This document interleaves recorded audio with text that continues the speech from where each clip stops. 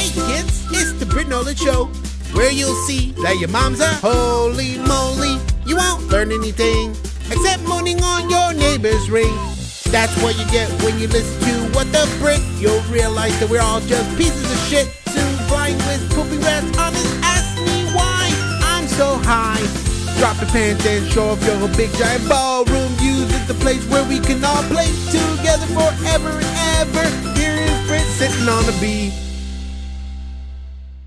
Dia de los Muertos is not a Mexican Halloween, screeches out a Hispanic ballerina from the bathroom of California's Glendale Library. I'm in town due to my husband's business, trying to amuse my daughter with an event for this underappreciated holiday.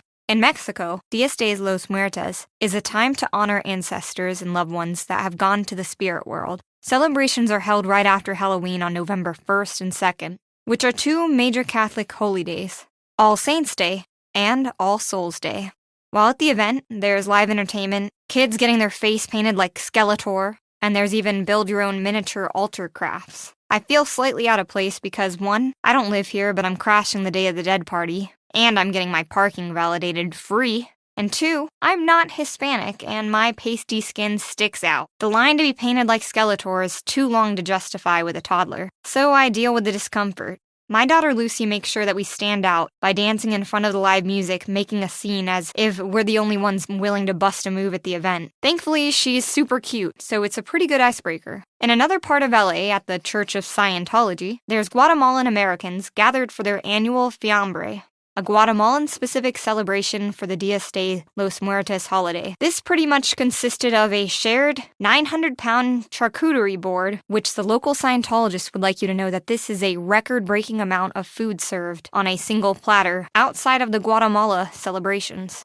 After eating, they had a bunch of dancing, kite flying, and some kind of dessert made out of squash. Isn't it sweet that those Scientologists hosted a party for the Guatemalans? You know, they totally believe in the same thing. Or is it some weird cult thing? Are they like harvesting Guatemalans and bringing them to their side? One does not know. Anyways, I've always been drawn to this holiday, and I actually hope to make it a part of my family's tradition. I'm not Mexican, but I do feel like it's a great way to honor my loved ones that have passed and have a shrine with things that they loved, food on it, pictures, whatever their hobbies were, just saying, hey, we remember you, you're totally not forgotten, and we can't wait to see you again.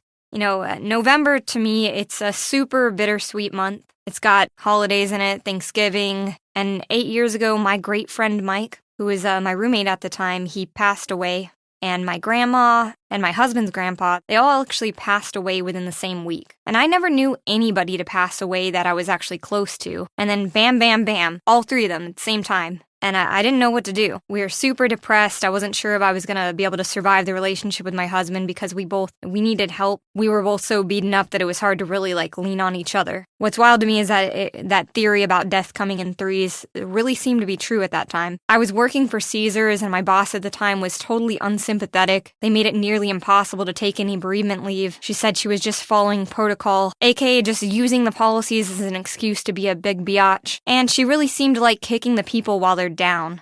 This was a time that I was super struggling to work. Life got in the way, but it became the justification for a bad review, leading to a decline of my amazing 2% annual raise. Then 6 years later, during the heat of the last presidential election, I birthed my firstborn. So it's a pretty emotional month for me. You know, lots of ups and downs to reflect on. And a lot of times I think, we're all supposed to get together with a family and have a good meal and count our blessings. I also think how it's nearly impossible to get any extended family members together. No one wants to drive that far, or divorce has made it too taboo to get split families together for their children. As soon as I got married, I figured that was probably the last time that I could expect that out of anybody. Or, you've got a sibling that got married, and all of a sudden they're spending their holidays with the other family. And it's like, hey, why can't we all bring it in, Just get these families all together. And it's weird. It's like you lose your family once they join a new family. And it's hard for me because my siblings are actually quite a bit older, and it felt like I lost them pretty early on.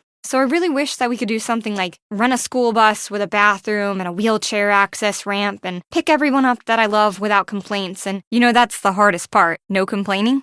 Go eat somewhere nice. Go to a park. One thing that I vow to myself is that when I become a mother-in-law, I really want to embrace the family that my children choose to join. I want to make it easy and just go with the flow. Remember the last couple of years when people could use COVID as an excuse for not getting together? Well, what's this year's? Too high of gas prices? Maybe your family voted for the wrong politician during midterms? Anyways, I'm thinking of trying to mesh the Day of the Dead altar idea with my Thanksgiving. For all the people I love that can't be here, I want to eat the food that they liked and listen to the music that soothed them. My grandma's chicken and dumplings, or her delicious strawberry cheesecake, or my grandpa-in-law's seafood corn chowder and rich red wine, and Mike, my roommate's special Vegas bomb, a shot of peach schnapps with Crown Royal dropped into 2 shots of Red Bull. We'll need to play nerdcore for Mike, old bootlicker country for my grandma, or some church hymns for my grandpa-in-law. I want my family to share memories from the past that made us smile and be grateful to know those folks while they were still alive. I'll skip all that makeup where we dress like Skeletor, I'll skip out on Black Friday, and I might actually watch the movie It's a Wonderful Life for the very first time.